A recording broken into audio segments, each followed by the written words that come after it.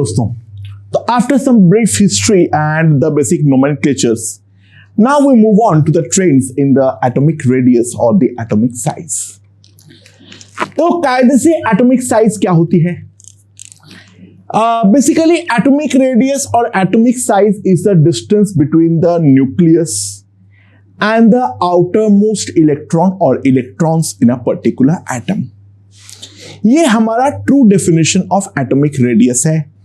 हमें मेजर तो एक्चुअल में ऐसे करना चाहिए, लेकिन इस तरीके का मेजरमेंट संभव नहीं है, fundamentally due to the two reasons. Number one, जो हमारा इलेक्ट्रॉन है, जो हमारा सिंगल एटम है, वो हमारा आइसोलेबल नहीं होता है, और दूसरा जो इलेक्ट्रॉन है उसके अंदर एक सब्सटेंशियल वेव कैरेक्टर होता है, जिस कारण पे कोई एक इलेक्ट्रॉन का एग्जैक्ट पोजीशन जो है वो हमारा निकालना संभव नहीं होता है due to the Heisenberg's uncertainty principal.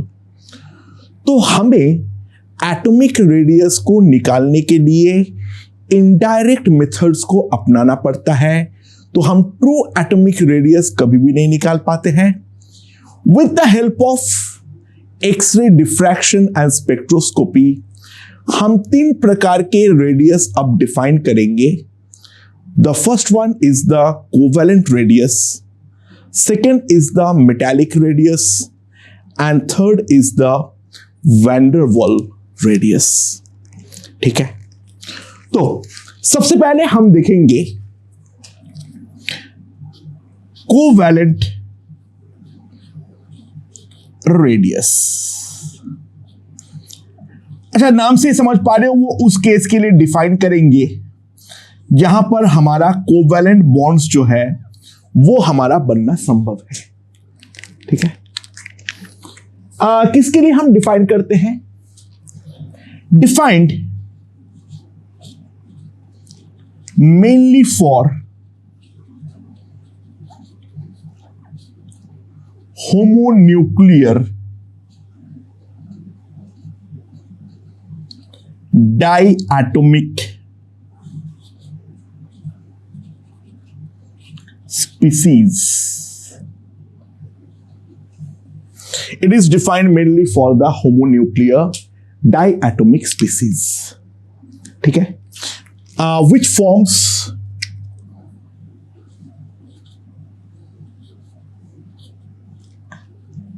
Covalent bonds. जो हमारे कोवैलेंट बॉन्ड्स बनाते हैं, वैसे होमोन्यूक्लियर डायटोमिक स्पीसीज के लिए हम इसको डिफाइन करते हैं। इसका क्लासिक एग्जाम्पल के फॉर्म में हम बात कर सकते हैं H2, O2, N2, F2, Cl2, so on and so forth। तो क्या होता है हमारा covalent radius? It is half the distance between two nucleus of covalently bonded atoms. It is half the distance between the nucleus of the two covalent bonded atoms। तो अगर मैं इसका simple schematic diagram draw करूं, तो ये हमारा एक nucleus है। मान लो मैं एक सिंपल H2 का मॉलिक्यूल ही बनाता हूं, ये हमारा दूसरा है, ये हमारा एक्सटेंट ऑफ ओवरलैप है जो बॉन्ड बनाने में इस्तेमाल हो रहा है। तो इन दोनों न्यूक्लियस के बीच में जो हमारा डिस्टेंस है, इसको अगर हम बोलते हैं DAA, तो जो हमारा कोवेलेंट रेडियस हम लेते हैं RA, that is simply DAA by 2। ये सबसे पहले हम इस बात को अंडरस्टैंड कर लें। RA is equals to DAA by 2। सबसे पहले हम इस बात को पूरी तरीके से रियलाइज करें, ठीक है। मेरे ख्याल से ये बेसिक बात जो है वो हमें यहां पर समझ में आ गया है। That's the way it is defined. तो एक बार सबसे पहले ध्यान दो, जो कोवेलेंट रेडियस जो है, covalent radius is slightly smaller than atomic radius. Covalent radius is slightly smaller than the atomic radius. The reason है, जो हमारा कुछ एक्सटेंट ऑफ ओवरलैप होगा वो तो हमारा होगा ही होगा, तो जो एक्चुअल में डिस्टेंस है उससे तो हमारा कम ही यहां पर मिलने वाला है, ठीक है। अच्छा, जो हमारा कोवेलेंट रेडियस है वो हमारा 3 प्रकार के होते हैं। सबसे पहले है सिंगल बॉन्ड कोवेलेंट रेडियस, ठीक है, SBCR, यानी दोनों एटम जिसके बीच में हम निकाल रहे हैं अगर सिंगल बॉन्ड है तो। Double bond covalent radius,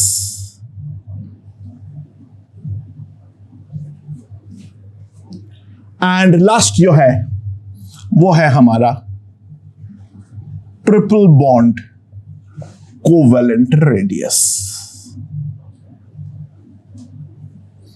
single bond covalent radius, double bond covalent radius and triple bond covalent radius, ठीक है। नाउ ये जो हमारा तीनों है, ये तीनों डिफाइन हो भी सकता है, नहीं भी हो सकता है। अब देखो, हैलोजेंस के केस में या हाइड्रोजन के केस में ऑब्वियस सी बात है, डबल बॉन्ड और ट्रिपल बॉन्ड का तो कोई मतलब ही नहीं है, वो तो हमारा बनता ही नहीं है आपस में। बट ऑक्सीजन दोनों बना सकता है, OO सिंगल बॉन्ड भी बनता है, OO डबल बॉन्ड भी बनता है, ठीक है। तो वहां पर हमारा दोनों डिफाइंड होता है। नाइट्रोजन में तीनों डिफाइंड होगा क्योंकि ट्रिपल बॉन्ड भी बन सकता है 2 N के बीच में। बहुत सारे मॉलिक्यूल्स में 2 बॉन्ड बनता है, बहुत सारे मॉलिक्यूल्स में केवल एक ही बॉन्ड बनता है। तो डिपेंडिंग अपॉन द सर्कमस्टेंसेस ये तीनों केस हमारा डिफाइन हो सकता है, ठीक है। इन ट्रिपल बॉन्ड,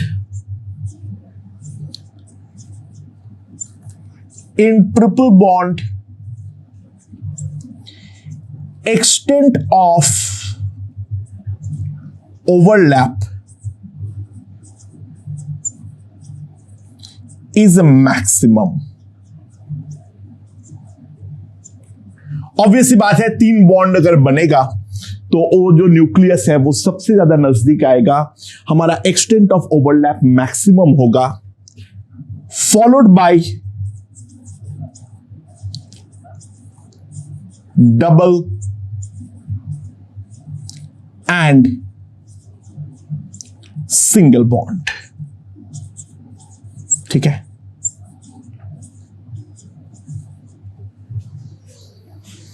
सो इस लॉजिक से हम बोल सकते हैं जिस केस में पॉसिबल है उसका triple bond covalent radius will be smaller than the double bond covalent radius and that will be smaller than single bond covalent radius। ये चीज हम लोग साफ साफ देख सकते हैं, ठीक है। अंडरस्टूड। मतलब ऑब्वियस सी बात है, यहां पर अगर मैं देखूं ये N ट्रिपल बॉन्ड N है, यहां पे NH डबल बॉन्ड NH है, यहां पर दोनों N के बीच में, और यहां पर है हमारा सिंगल बॉन्ड NH2। ठीक है, so this bond will be largest, this followed by this, followed by this. अच्छा, अगर हमें कोई डेटा जो दिया हुआ होता है वो किसका दिया हुआ होगा, यानी नाइट्रोजन के केस में जो है वो किसका दिया हुआ होगा, तो ध्यान देना SbCr is the most appropriate measurement of atomic radius, क्योंकि ऑब्वियसली सिंगल बॉन्ड बनाने में ही थोड़ा बहुत गलतियां जो है वो तो हमारा होंगे ही होंगे। ठीक है, थोड़ा उसमें ही थोड़ा बहुत गलतियां तो होंगे ही होंगे। डबल बॉन्ड और ट्रिपल बॉन्ड डेफिनेटली वो गलती को और बढ़ाने वाला है। तो सिंगल बॉन्ड जो है that is the most appropriate measurement regarding the atomic radius.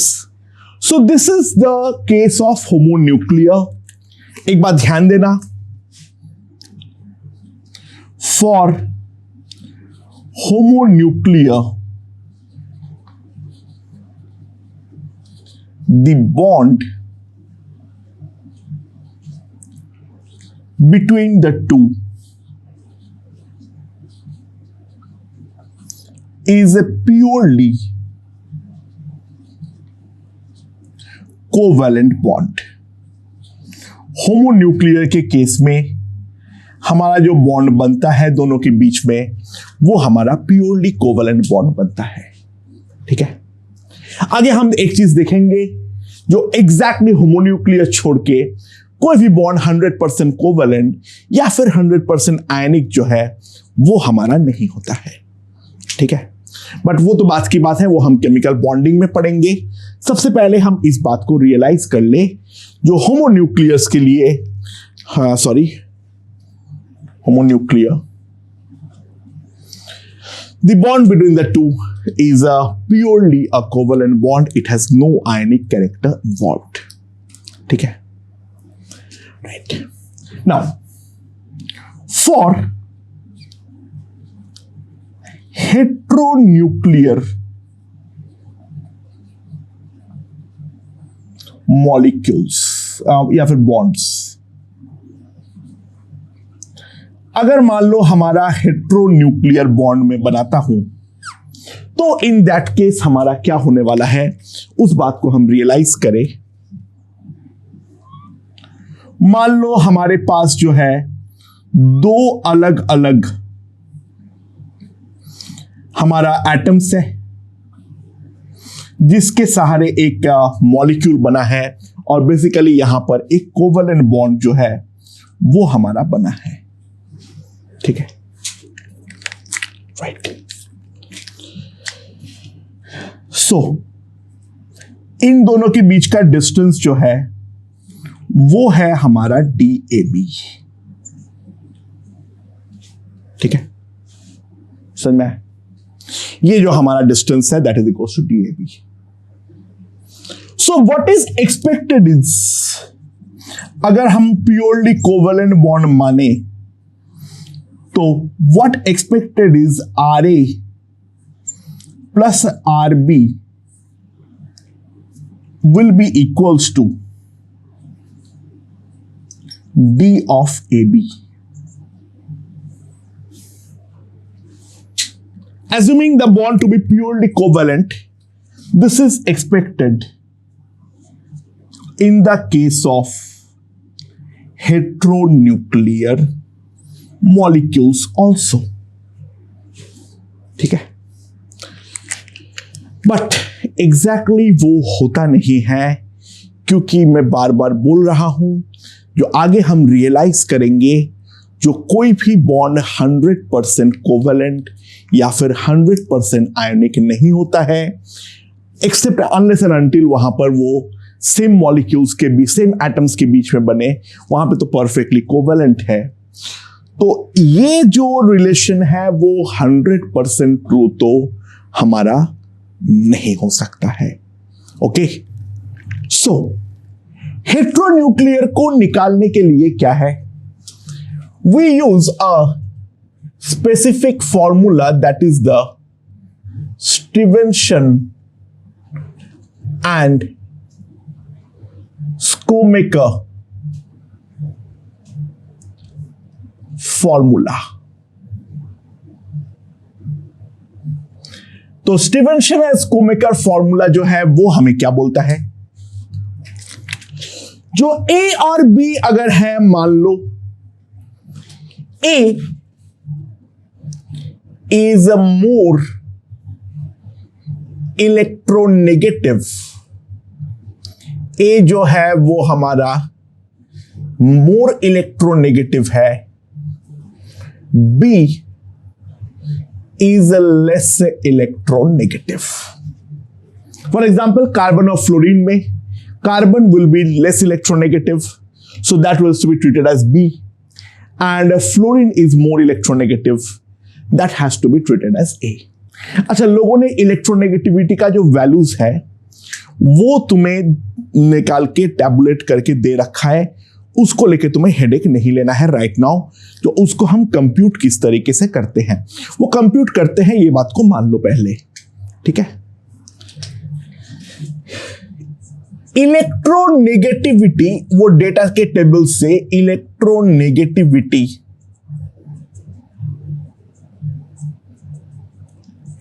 Of A that is equals to XA और electronegativity of B that is equals to XB।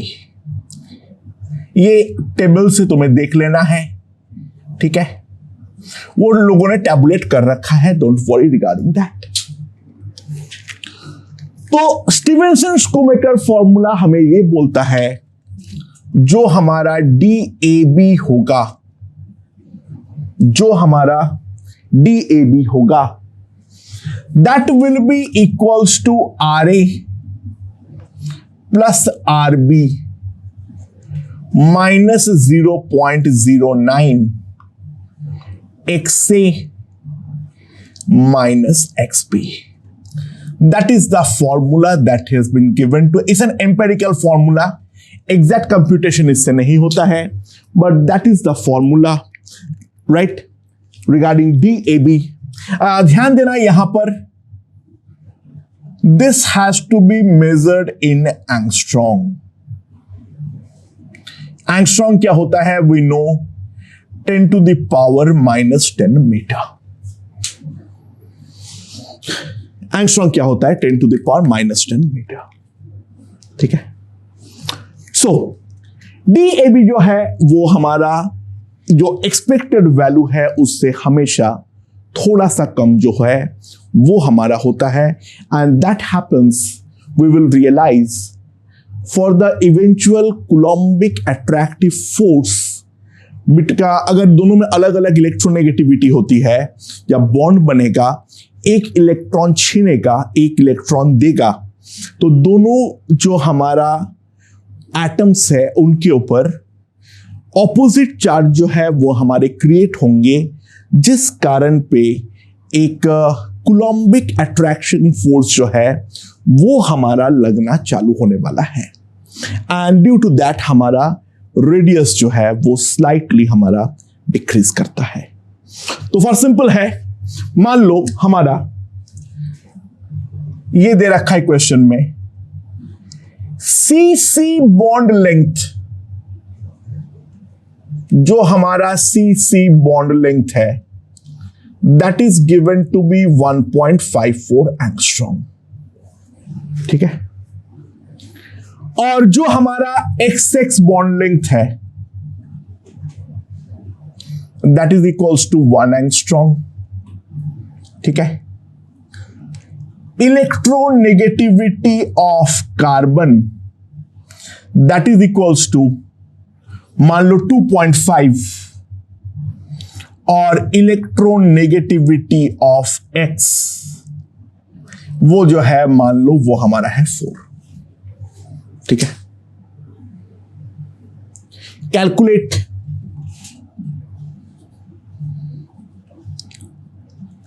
CX bond length.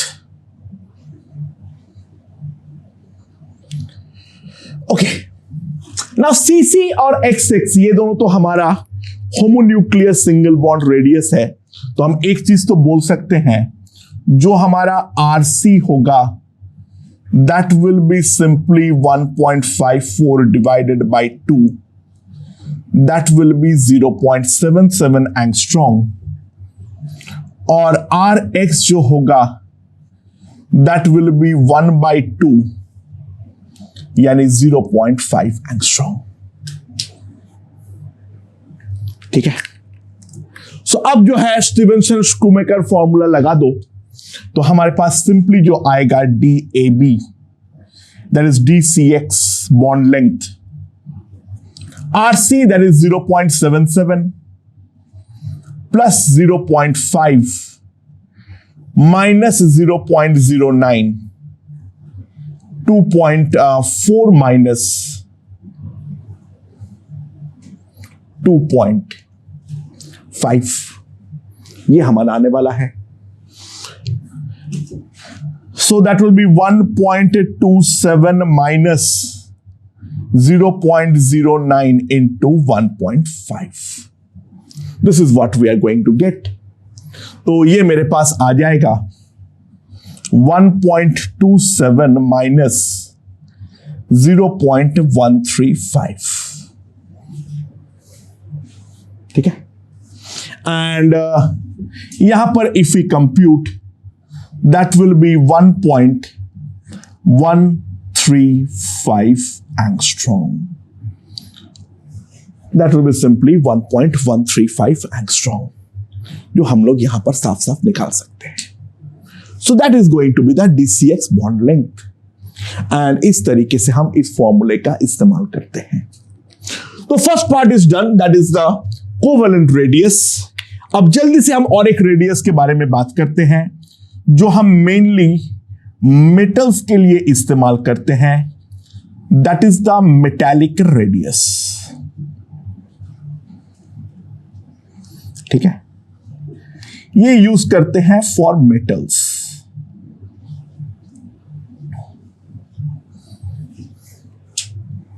ठीक है,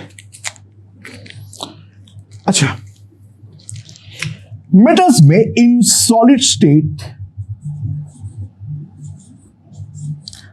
in solid state metals form a fixed 3D arrangement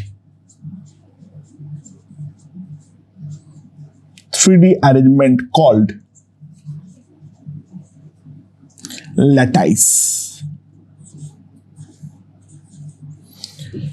ये एक regular 3D arrangement के through जो है एक single atom exist नहीं करता है. ठीक है, वो हमारा जो एक फिक्स 3D अरेंजमेंट बनाता है, उसको हम बोलते हैं लैटाइस. बॉन्डेड टुगेदर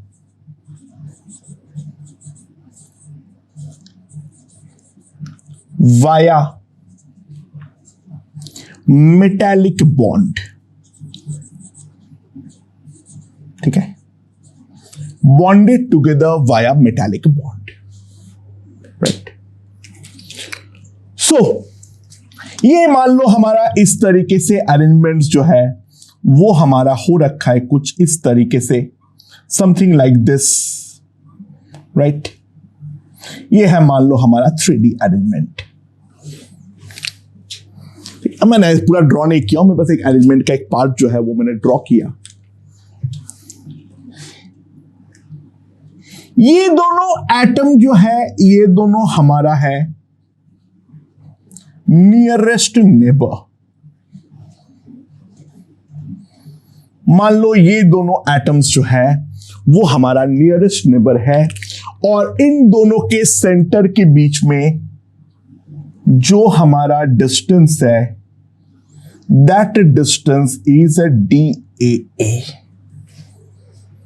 तो मेटालिक लैटाइस का नियरेस्ट नेबर में जो दो एटम्स हैं उनके बीच का डिस्टेंस जो है वो हमारा DAA है। तो जो मेटालिक रेडियस हमारा डिफाइन होता है RA, that is DAA/2।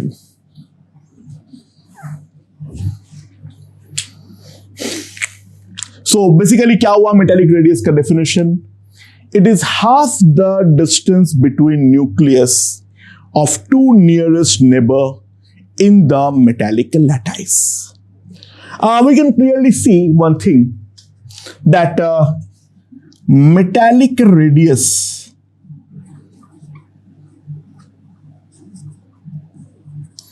is slightly greater than true radius। Metallic radius जो होगा वो हमारा ट्रू रेडियस से तो डेफिनेटली थोड़ा सा ज्यादा होगा, क्योंकि ये डेफिनेटली हमारा आपस में टच नहीं कर रहा है। इस बात को हम रियलाइज करें। This is measured generally for the metals जो कोवलेंट बॉन्ड एक्चुअल में कभी भी नहीं बनाता है। ओके दोस्तों, अब हम लोग तीसरा देखने वाले हैं, that is the van der Waals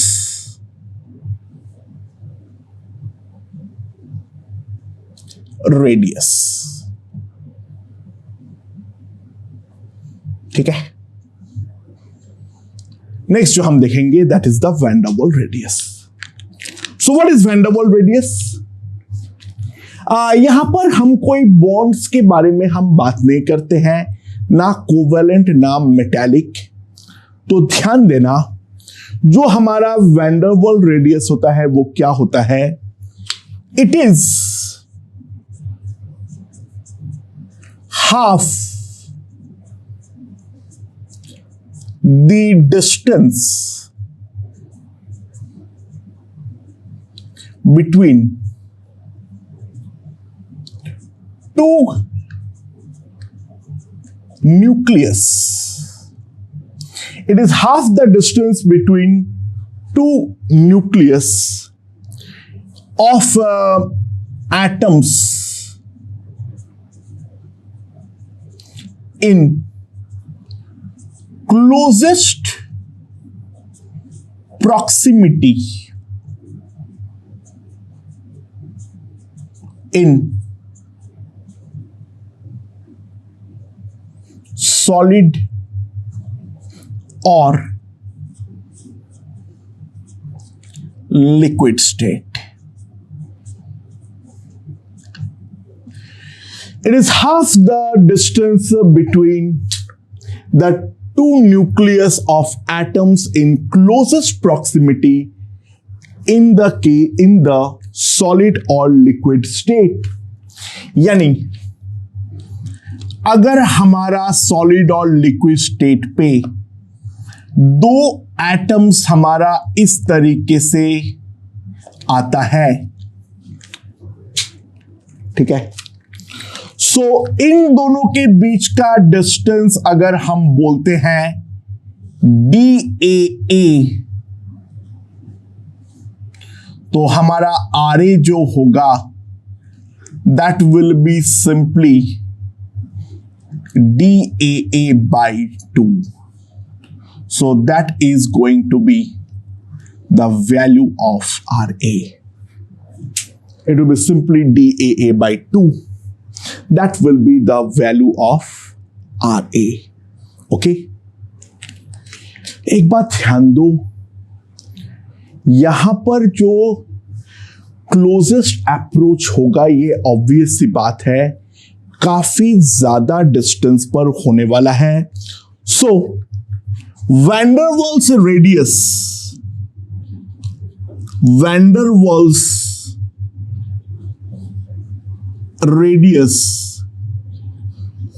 is much larger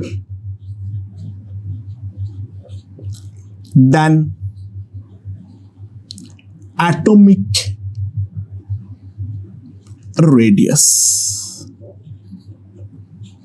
much larger than the atomic radius.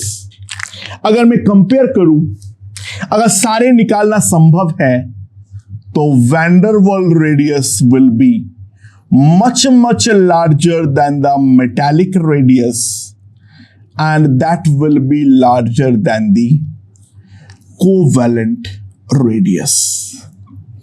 तो वैन डर वाल्स रेडियस से हम निकालते क्यों हैं?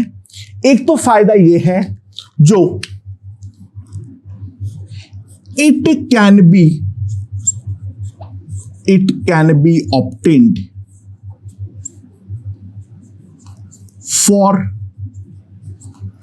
all atoms. हमारे पास जितने भी एटम्स है उन सब के लिए हम ये वाला चीज जो है वो हम डेफिनेटली निकाल सकते हैं. For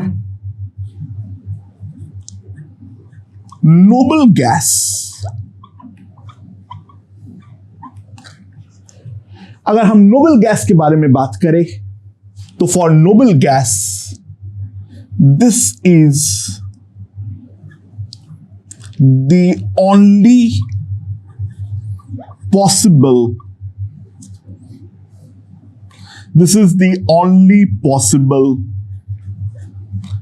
atomic radius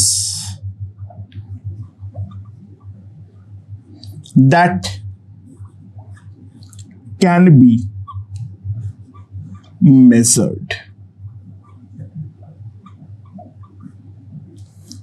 For noble gas, this is the only possible atomic radius that can be measured. ठीक है. एंड अब ध्यान दो, नोबल गैस के लिए बाकी तो हमारा पॉसिबल नहीं है, लेकिन ये वैन डर वाल्स का मेन फायदा ये है जो ये हर एटम के लिए निकालना संभव है, ये मेटल है या कोवलेंट बॉन्ड है, इस बात पे हमारा कोई असर नहीं डालता है. ठीक है. अच्छा, मान लो अगर हम एक बात करें, मान लो हम थर्ड पीरियड के लिए बात करें तो थर्ड पीरियड में क्या होता है? So what are the third period elements? ठीक है. We start with sodium, then magnesium, then aluminium, then silicon, then phosphorus, then sulfur, then chlorine, then argon. ये हमारा थर्ड पीरियड है. इसके अंदर ध्यान दो, जब हम मेजरमेंट करेंगे तो इन तीनों के लिए हम लिखेंगे मेटालिक, क्योंकि ये तो हमारा मेटल्स है तो ये हमारा लैटाइस बनाएगा. इन तीनों, इन जो चारों के लिए है, इनके लिए हम करेंगे कोवैलेंट, एंड कोवैलेंट के अंदर भी सिंगल बॉन्ड कोवैलेंट रेडियस, और जो हमारा आर्गन है उसके लिए हम करेंगे van der Waals. So these are the measurement taken for the different elements. जो मेटल्स होंगे जब हम उनका एटॉमिक रेडियस बोलेंगे ये अंडरस्टूड होगा. जो हम मेटालिक रेडियस बोले हैं, जो हमारा कोवैलेंट वाले हैं, वो सारे में हम कोवैलेंट रेडियस बोलेंगे नॉन मेटल्स के केस में, और जो हमारा इनर्ट गैस होगा, नोबल गैसेस होंगे, उनके लिए हम वैन डर वाल्स गैस ही रिकॉर्ड करने वाले हैं. ठीक है.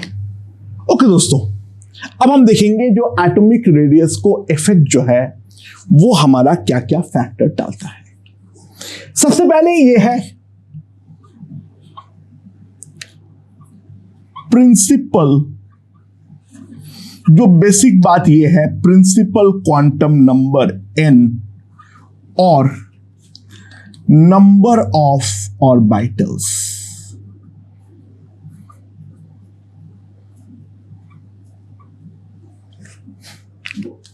ऑब्वियस सी बात है, हायर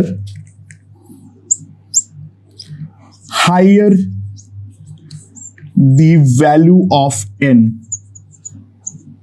जो उसका आउटर मोस्ट इलेक्ट्रॉन का प्रिंसिपल क्वांटम नंबर जितना ज्यादा होंगे, more will be the orbitals, and जितना द ऑर्बिटल्स होगा, हायर इज द साइज। इनका वैल्यू जितना हाई होगा, हमारा साइज भी उतना ही ज्यादा होने वाला है। ओके, दूसरा,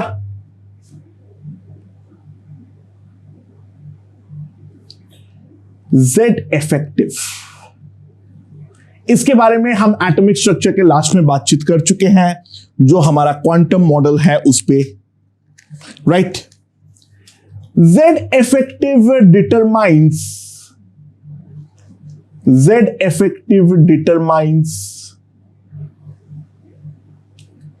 the net attractive force that nucleus applies on outermost electron। ठीक है, समझ में? तो इस कारण पे Z इफेक्टिव जितना ज्यादा होगा, ऑब्वियसली आउटर मोस्ट इलेक्ट्रॉन पे अट्रैक्टिव फोर्स जो है वो हमारा बढ़ेगा। तो अट्रैक्टिव फोर्स बढ़ने के कारण जो हमारा साइज है वो डेफिनेटली हमारा डिक्रीज करेगा, right. And third is screening और शील्डिंग इफेक्ट। स्क्रीनिंग और शील्डिंग इफेक्ट, ठीक है, समझ में आया? तो इनर ऑर्बिटल्स जितना अच्छे से स्क्रीन यानी शील्ड करेगा, मोर द स्क्रीनिंग कांस्टेंट, इसको हम लोग स्लैटर्स कांस्टेंट भी बोलते हैं, ठीक है। More the screening constant, lesser is a Z effective, that implies higher is the size, ठीक है, समझ में आया? शील्डिंग कैपेसिटी, इसके बारे में अगर हम बात करें तो S greater than P greater than D greater than F, ठीक है। तो हमारा D और F जो है वो हमारा सबसे ज्यादा घटिया शील्डर है, S और P जो है वो हमारा कंपैरेटिवली बेटर शील्डर्स है। तो ये सारे के सारे चीज जो है वो हमारा साइज पर इफेक्ट डालता है, ओके। बाय द वे दोस्तों, ये शील्डिंग कैपेसिटी किस बात पे में डिपेंड करता है? S orbital has highest penetration power and F has the lowest। F का जो पेनिट्रेशन पावर होता है वो हमारा लोएस्ट होता है। ठीक है, इस कारण पे शील्डिंग कैपेसिटी इस तरीके से डिपेंड करता है। पेनिट्रेशन पावर क्या है वो हमने क्वांटम मैकेनिकल मॉडल पे डिस्कस किए थे। अच्छा, एक इंपॉर्टेंट चीज, for S and P blocks only, अगर हम केवल और केवल S और P ब्लॉक के बारे में बात करें, ठीक है, सो S और P ब्लॉक में क्या होता है, जो हमारा across period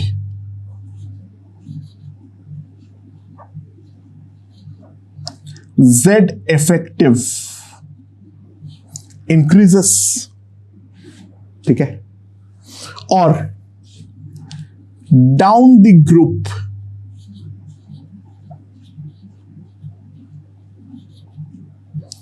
Z effective nearly remains same। जो हमारा Z effective होता है वो हमारा नियरली सेम हो जाता है। ठीक है, उसमें कोई ज्यादा डिफरेंस नहीं होता है। ये हमारा जेनरिक ट्रेंड है। ठीक है, तो across period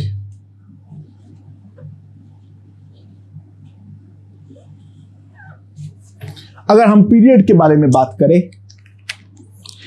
as we go from left to right, हम लोग एस एंड पी ब्लॉक के बारे में बात कर रहे हैं, डी को तो लेके अभी आए नहीं है। हम एस और पी में अगर लेफ्ट टू राइट हम जाते हैं, यानी सबसे पहले लिथियम टू नियॉन या फिर sodium to argon, potassium to krypton, ठीक है, एटॉमिक रेडियस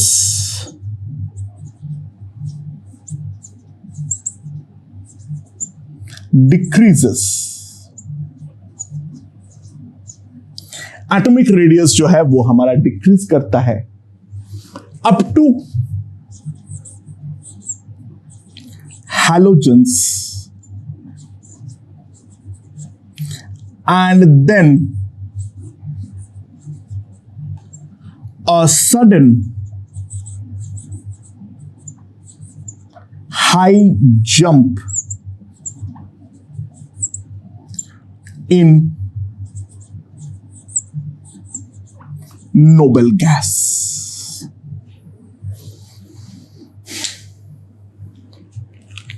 यानी अगर मैं यहां पर लिथियम से नियॉन तक के बारे में बात करूं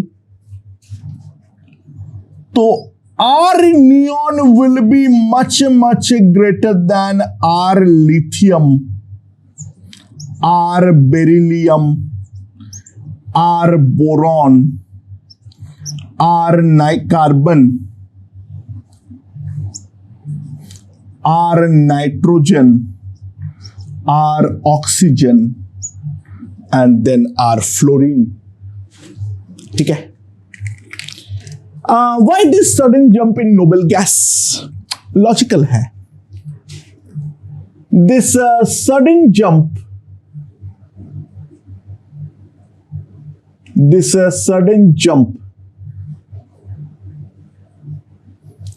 in noble gas is due to the fact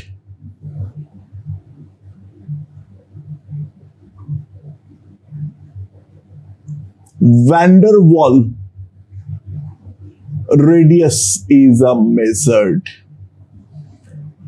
बाकी सब में तो हम पहले ही बात किए थे, हमारा मेटालिक या कोवेलेंट होता है।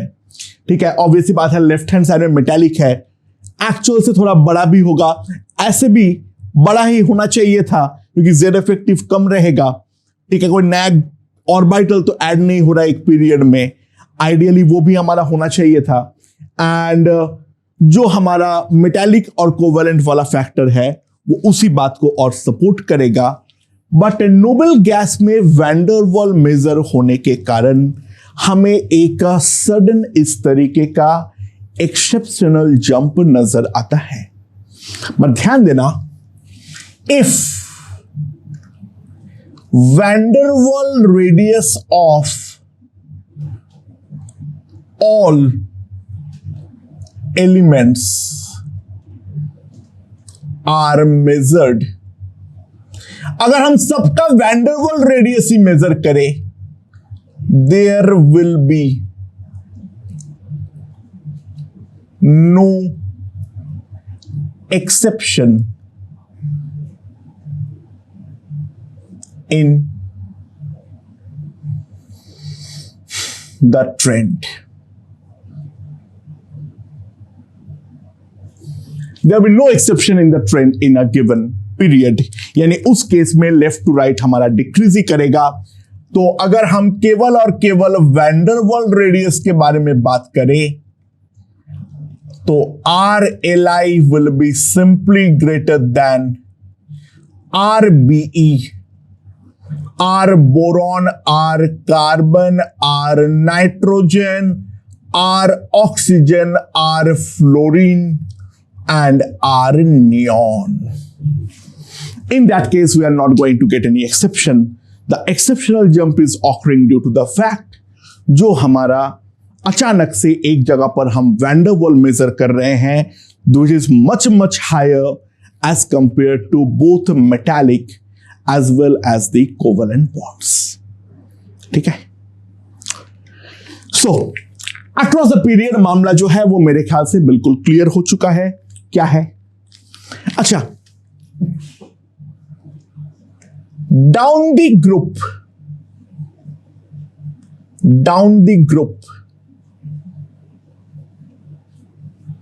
Right, the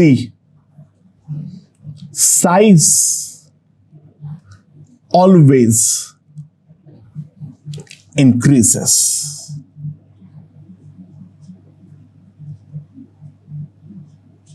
Down the group the size always increases।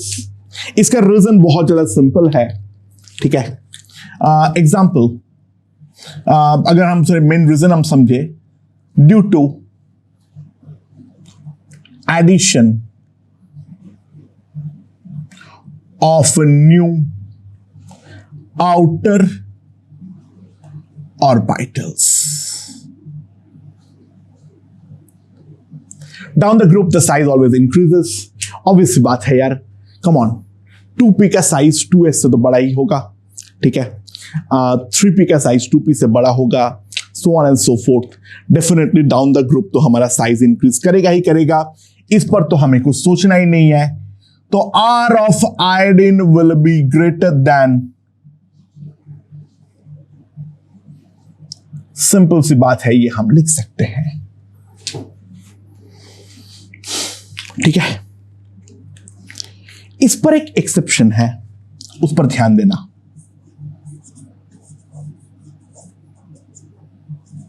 ठीक है, एक क्लासिक एक्सेप्शन जो हम देखते हैं, that is R of gallium is slightly less than R of aluminium। R of gallium is slightly less than that of the radius of aluminium। अगर हम इसके रीजन को थोड़ा सा समझने का ट्राई करें, अच्छा, एल्यूमिनियम का इलेक्ट्रॉनिक कॉन्फ़िगरेशन क्या है? एल्यूमिनियम का इलेक्ट्रॉनिक कॉन्फ़िगरेशन जो है वो हमारा क्या है? 1s2, 2s2, 2p6, 3s2, 3p1।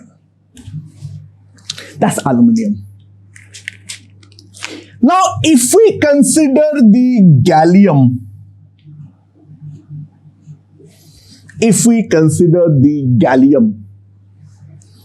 so 1s2, 2s2, 2p6, 3s2, 3p6, and after that 4s2 will fill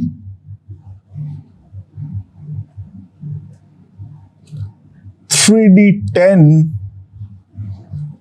and then 4p1. So if we realize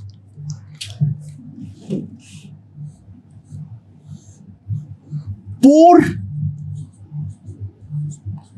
Schilder 10d electrons are added just before 1 electron of p. देखो अगर 10 electron हुआ है तो nucleus पे भी 10 proton add हुआ है, shielding कर नहीं पाया है, तो ऑब्वियस सी बात है Z effective increases drastically. Z effective increases drastically, overpowering the factor of n. तो Z effective के कारण ह्यूज साइज के कंट्रैक्शन होता है और इस कारण पे जो हमारा n वाला फैक्टर है वो उतना ज्यादा डोमिनेट नहीं करता है। तो सर क्या गैलियम के बाद अगले वाले पे भी होगा? नहीं, उस वाले पे नॉर्मल ट्रेंड फॉलो होता है। हाँ, वहां पर भी जितना बड़ा होना चाहिए था उतना बड़ा हमारा इंडियम डेफिनेटली नहीं होता है, लेकिन गैलियम से तो साइज में बड़ा ही होता है, तो वहां पर कोई ट्रेंड में एज सच प्रॉब्लम नहीं आती है। बट एल्यूमिनियम गैलियम में हमें एक एक्सेप्शन जो है वो हमें देखने को मिलती है। Now we move on to the size of 3D and अब हमें और एक चीज भी करनी है, that is the lanthanide contraction. Let's see. Okay दोस्तों, atomic radius trend in 3D, ये हमें याद रखना है, ठीक है। 3D का हमारे लिए इंपॉर्टेंट है। Up to scandium to Fe it continuously decreases, ठीक है। होना भी चाहिए, दैट्स अ नॉर्मल ट्रेंड, क्योंकि द रीजन बीइंग डी में इलेक्ट्रॉन ऐड हो रहा है जो कि खुद पोस्ट शील्डर है, तो ऑब्वियस सी बात है Z इफेक्टिव बढ़ेगा तो साइज हमारा डिक्रीज होना चाहिए था, ठीक है। हाँ, ऑब्वियस सी बात है एक हमारा काउंटर फैक्टर भी जो है वो हमारा काम करता है, जो डी में इलेक्ट्रॉन डालने के कारण उनके इलेक्ट्रॉन्स के आपस पे रिपल्शन जो है वो हमारा डेफिनेटली चालू हो जाएगी और उस कारण पे हमारा साइज बढ़ने का भी तो कोशिश करेगा ही करेगा। यानी दो हमारे पास कॉन्ट्राडिक्टरी फैक्टर जो है वो हमारा काम कर रहा है। इलेक्ट्रॉन डी में ऐड हो रहा है जो कि पोस्ट शील्डर है, increase in Z effective, but D का खुद का रिपल्शन होने के कारण ऑब्वियस सी बात है जो हमारा उनके आपस का रिपल्शन के कारण जो साइज का इंक्रीमेंट का टेंडेंसी है वो भी तो हमारा बढ़ता जाएगा। अब एक बात ध्यान दो, जो ये रिपल्शन वाला फैक्टर है जब तक हम पेयरिंग करने का ट्राई नहीं करेंगे तब तक we are completely safe. So we have to realise that up to Mn we have no issue, क्योंकि हर एक इलेक्ट्रॉन अलग अलग d ऑर्बिटल पे ऐड हो रहा है, तो रिपल्शन का फैक्टर डेफिनेटली उतना डोमिनेट नहीं करेगा। डोमिनेट जो करेगा Z इफेक्टिव वाला फैक्टर करेगा। So after up to Mn we are getting a steady pattern that it is always decreasing. Fe पे सबसे पहले एक इलेक्ट्रॉन रिपीट हुआ यानी पेयर हुआ तो रिपल्शन अब लगना चालू होगा। तो अभी भी Fe हल्का सा डिक्रीज करता है लेकिन उतना ज्यादा डिक्रीज नहीं करता है। एंड कोबाल्ट और निकेल पे फर्दर पेयरिंग पे दोनों इफेक्ट प्रैक्टिकली नलिफाई हो जाता है। इस कारण पे Fe कोबाल्ट और निकेल का साइज जो है वो हमारा नियरली सेम बन जाता है, कांस्टेंट बन जाता है। एंड कॉपर और जिंक पे जो रिपल्शन वाला फैक्टर है वो डोमिनेट करता है over the increment of Z effective. And that's why copper और जिंक पे जो साइज है वो निकेल के बाद हमारा इंक्रीज करता है। सो दो फैक्टर हमें ध्यान रखना है। इलेक्ट्रॉन्स डी पे ऐड हो रहा है विच इज अ पोर शिल्डर, और वो जो हमारा पोर शिल्डर है वो पोर शिल्डर के कारण Z इफेक्टिव बढ़ेगा, साइज कम होना चाहेगा। बट डी में इलेक्ट्रॉन ऐड हो रहा है, उनके आपस का रिपल्शन भी बढ़ेगा और उनके आपस का रिपल्शन बढ़ने के कारण हमारा जो यहां का ऑर्बिटल्स है उन ऑर्बिटल्स का साइज जो है वो बढ़ना चाहेगा।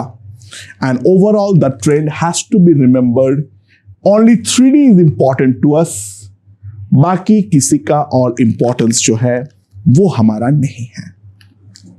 ठीक है, अब हम लोग एटॉमिक रेडियस के रिगार्डिंग लास्ट चीज जो है उस पर हम आ चुके हैं, दैट इज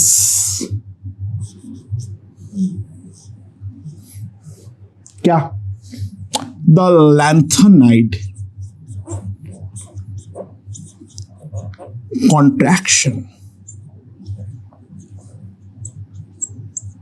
ठीक है, it's a very important concept. इस बात को जो है वो हम एक बार समझने का ट्राई करें।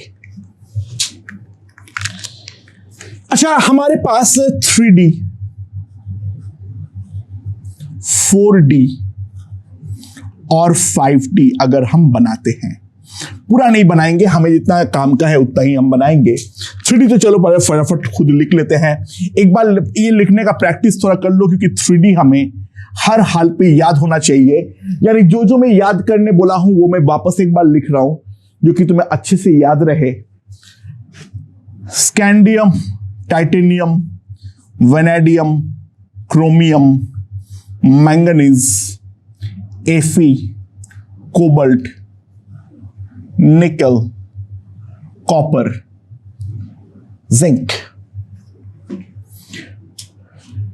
4D सीरीज में अगर हम ध्यान दें तो यहां पर है हमारा यूरेट्रियम, यहां पर है हमारा जिरकोनियम, यहां पर हमारा जिंक के नीचे होता है कैडमियम, कॉपर के नीचे क्या होता है, कॉपर के नीचे हमारा क्या होता है, सिल्वर,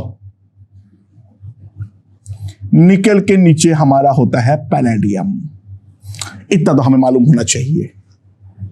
ठीक है, और इसके बाद जो है यहां पर अगर हम ध्यान दें हमारे पास है लैंथेनम।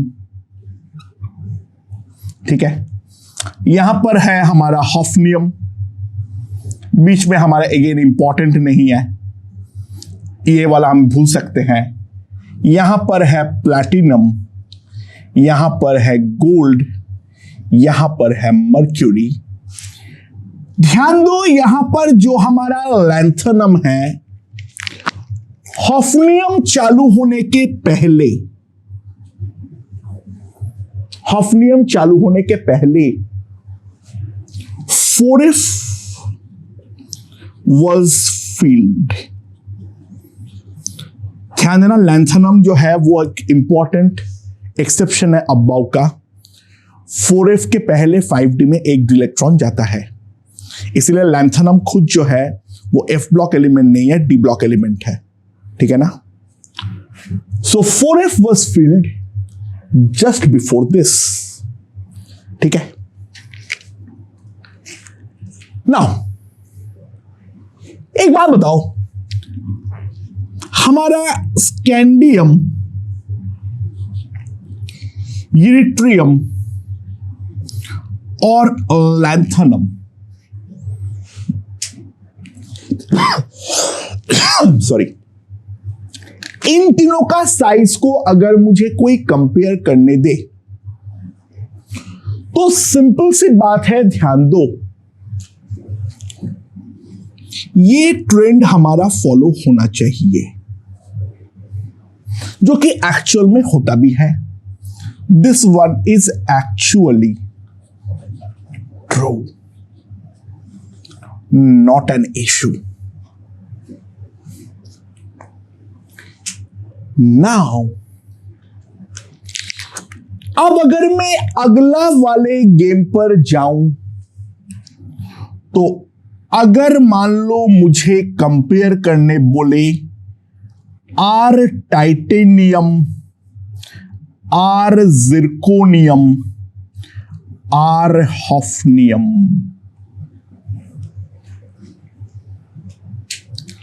यहां पर तो कोई प्रॉब्लम नहीं है, यहां पर तो हमारा नॉर्मल ट्रेंड ही हमारा फॉलो होता है। But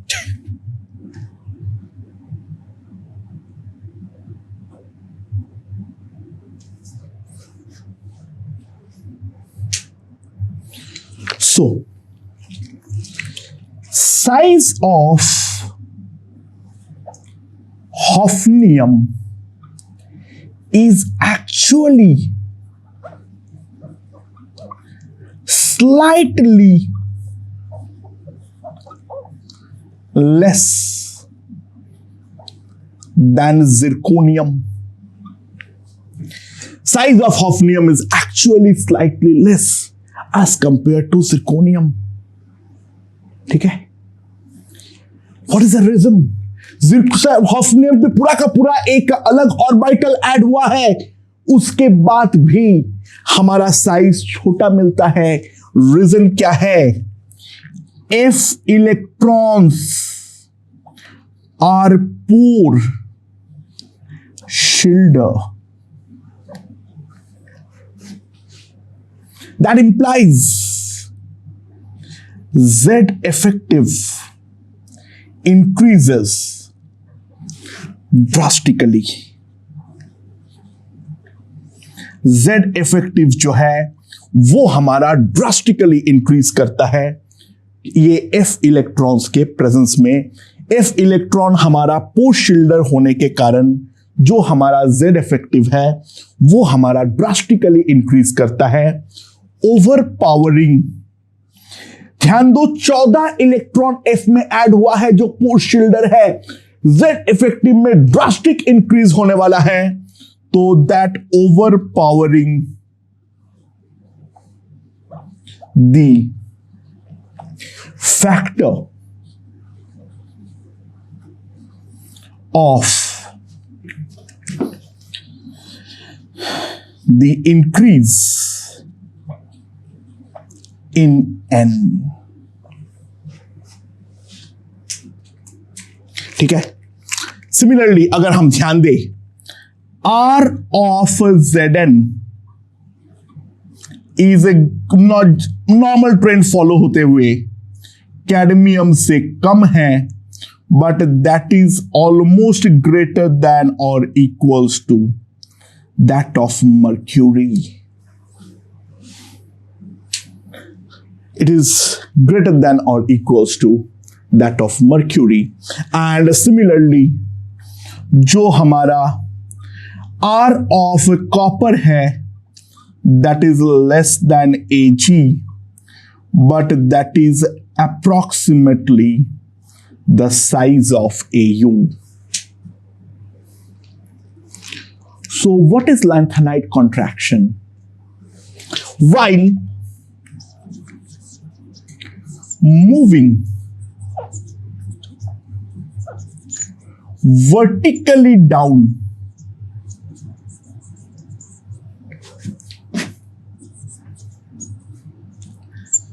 from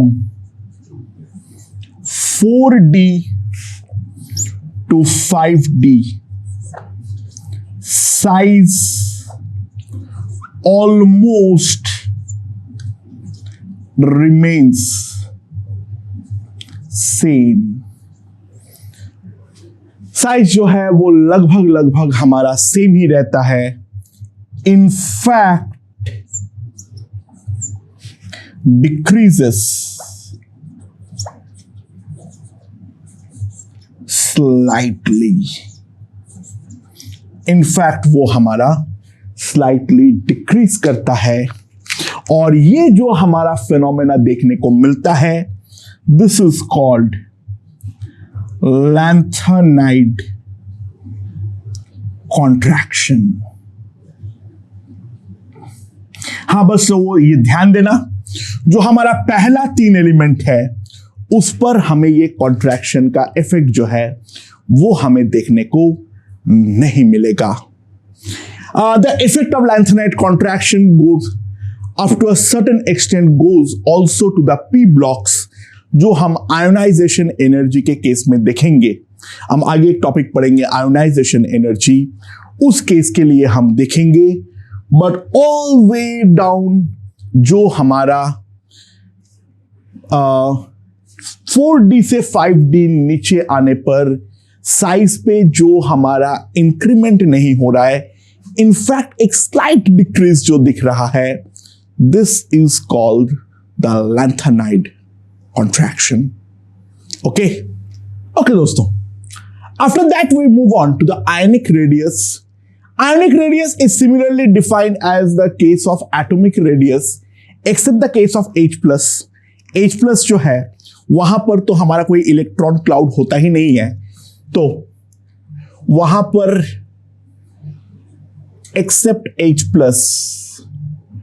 due to absence of electron cloud. तो ट्राई टू रियलाइज H+ का साइज जो होगा वो तो हमारा एक्सेप्शनली स्मॉल होने वाला है, क्योंकि वो तो बेसिकली एक न्यूक्लियस है. बाकी सब में न्यूक्लियस से जो आउटर मोस्ट इलेक्ट्रॉन या इलेक्ट्रॉन्स है उनका जो डिस्टेंस है वही हमारा आयोनिक रेडियस जो है वो हमारा होने वाला है. ठीक है, तो इसके अंदर 2 पार्ट होगा. तो सबसे पहला जो है वो है हमारा कैटायनिक रेडियस.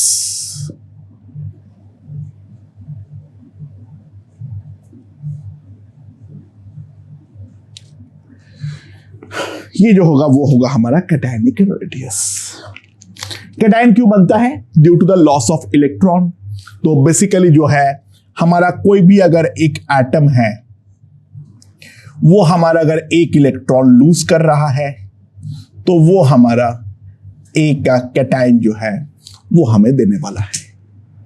ठीक है, अच्छा ऑब्वियस सी बात है, एक बात इंपॉर्टेंट तरीके से ध्यान दो. ड्यू टू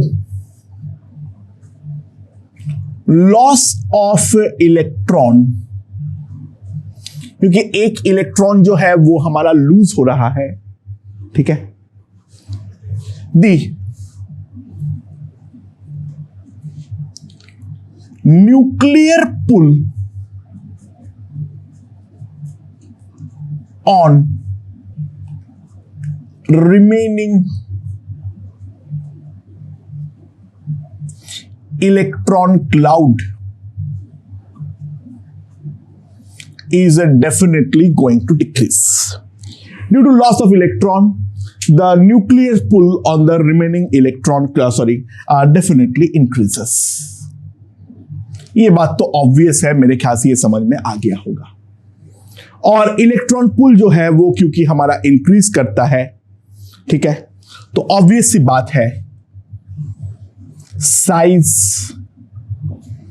डेफिनेटली हमारा डिक्रीज करने वाला है. साइज जो है वो डेफिनेटली हमारा डिक्रीज करने वाला है. सो एक बात ध्यान दो, कैटायनिक रेडियस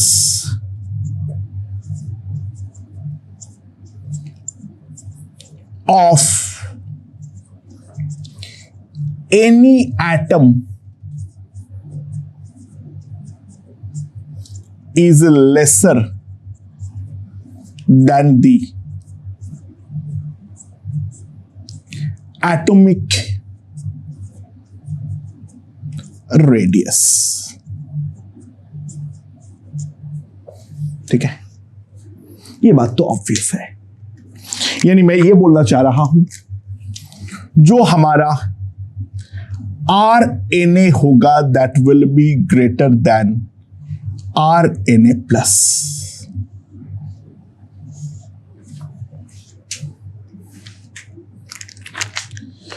एंड एक बात मैं और भी बोल सकता हूं, जो more the positive charge on the cation, lesser will be the size for same element। अगर मैं एलिमेंट को फिक्स रखूं तो चार्ज जितना ज्यादा होगा उतना हमारा साइज जो है वो हमारा छोटा होगा। यानी what I can say is RFE will be greater than RFE2 plus and that will be greater than RFE3 plus. That is the simple trend that we can follow. ठीक है, अच्छा, in a period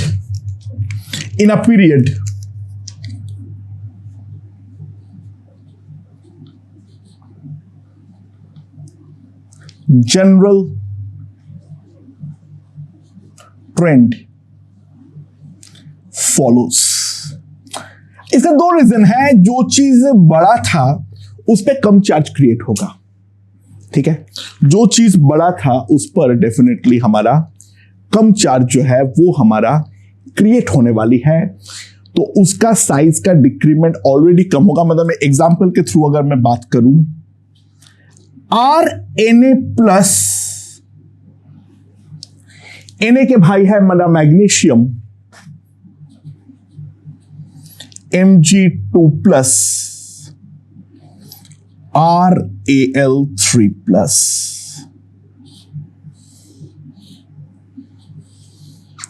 देखो ये बात obvious है, sodium magnesium से बड़ा था और वो एल्यूमिनियम से बड़ा था, और जो छोटा है उस पे ज्यादा पॉजिटिव चार्ज क्रिएट हो रहा है, तो ये और ज्यादा डिक्रीज करने वाला है। तो ये ट्रेंड तो हमारा डेफिनेटली फॉलो होने वाला ही है, इस पर तो कोई शक हमें होना ही नहीं चाहिए। इसमें एक इंपॉर्टेंट बात ध्यान देना, in fact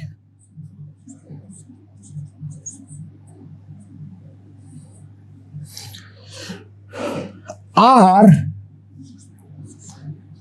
Li plus is also greater than Mg2 plus and Al3 plus। यानी Li plus का साइज भी जो है वो हमारा इन दोनों से ज्यादा होता है। तो ये एक इंपॉर्टेंट बात जो है उस बात को हमें समझना पड़ेगा। Smallest possible cation is definitely H plus, उस पर कोई डाउट तो हमें होना ही नहीं चाहिए। एंड ऑब्वियसली बात है, down the group size definitely increase करेगा। यानी ये बात तो ऑब्वियस है, जो RLi प्लस होगा that will be less than RNA plus, that will be less than RK plus, R caesium plus. ठीक है, तो ये बात जो है उस चीज को तो हम पहले समझ ले। कैटायनिक रेडियस का ये जो जेनरिक ट्रेंड्स है that we have to understand. Okay दोस्तों, तो इसका एग्जैक्टली ऑपोजिट जिसके बारे में हम बात करेंगे that is the anionic radius.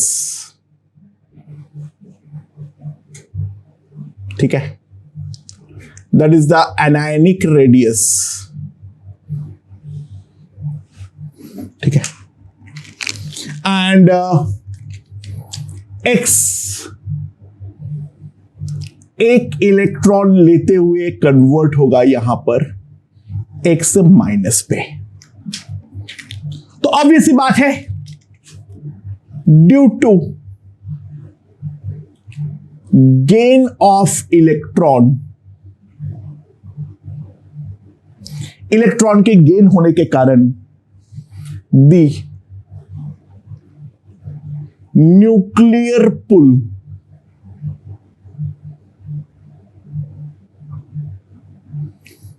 on new electron cloud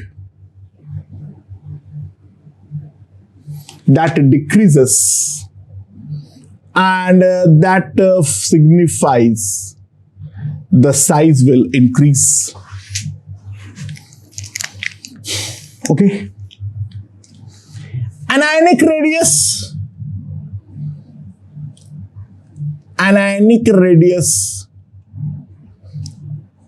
of any atom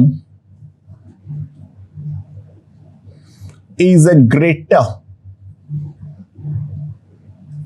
than the atomic radius. ये चीज हम साफ साफ बोल सकते हैं. ठीक है, यानी सिंपली हम जो बोल सकते हैं दैट इज आर ओ जो होगा that will be lesser than R O minus.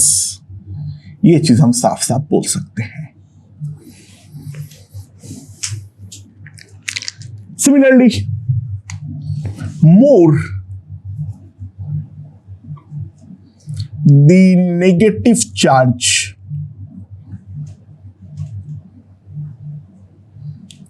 on the anion, more the negative charge on the anion, ठीक है, more is the size.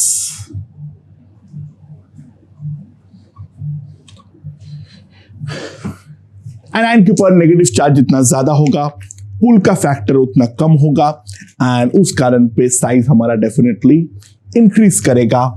यानी RO2 minus is a greater than RO minus, that is a greater than O. ठीक है, समझ में आया? अच्छा, in a period general trend follows, तो मैं इसको वापस नहीं लिख रहा हूं.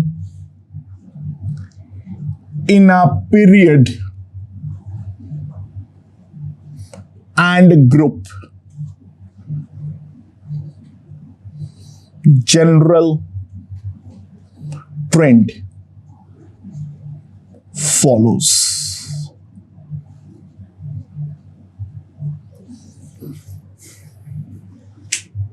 ठीक है, अच्छा ध्यान देना, फॉर आइसो इलेक्ट्रॉनिक स्पीसीज,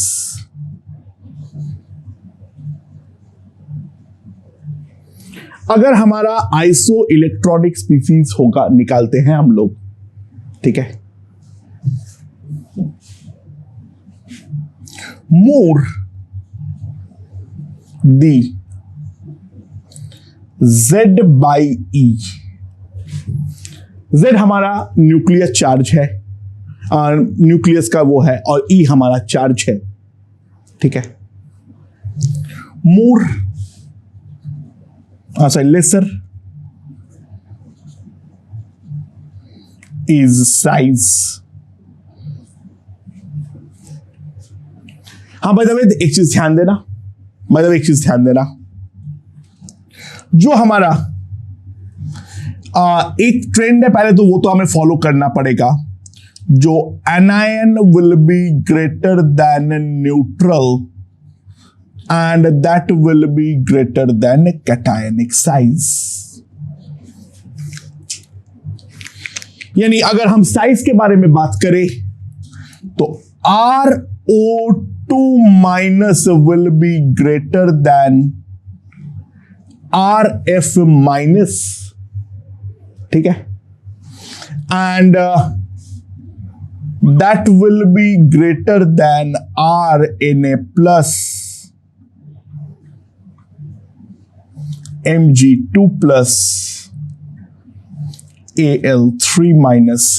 चलो सिमेट्री लाने के लिए, so that is the trend that is going to get followed. बीच में नोबल गैस को इंक्लूड मत करो क्योंकि वहां पर तो एक प्रॉब्लम है, हम जानते हैं, वहां पे हम वैंडरवॉल जो है वो निकाल के बैठते हैं, ठीक है। अच्छा, फाइनली मैं लास्ट में कुछ चीजें लिख दे रहा हूं। जो हमारा स्मॉलेस्ट एटम है वो है हमारा हाइड्रोजन। लार्जेस्ट जो हमारा एटम है वो है हमारा सीजियम। स्मॉलेस्ट सीजियम लिखा, फ्रांसियम। स्मॉलेस्ट कैटायन वो है हमारा H+ एंड स्मॉलेस्ट एनायन जो है वो है हमारा F-। तुम बोलोगे सर H- क्यों नहीं? यार H- पे न्यूक्लियस पे एक ही प्रोटॉन है, उसके लिए 2 इलेक्ट्रॉन का लोड, मतलब 100% तुमने लोड इंक्रीज किए हो। ध्यान देना, size of H- is very large. जो हमारा H- का साइज होता है वो बहुत ही ज्यादा हमारा लार्ज होता है। In fact R of H- is approximately the size of Br-। so H- का साइज बहुत ज्यादा बड़ा होता है क्योंकि Z/E जो होता है वो हमारा ड्रास्टिकली हमारा इंक्रीज करता है। तो इस बात को हम सबसे पहले समझ ले, और इसी के साथ एटॉमिक रेडियस का जो ट्रेंड्स है वो हम यहां पर समाप्त करते हैं। ओके।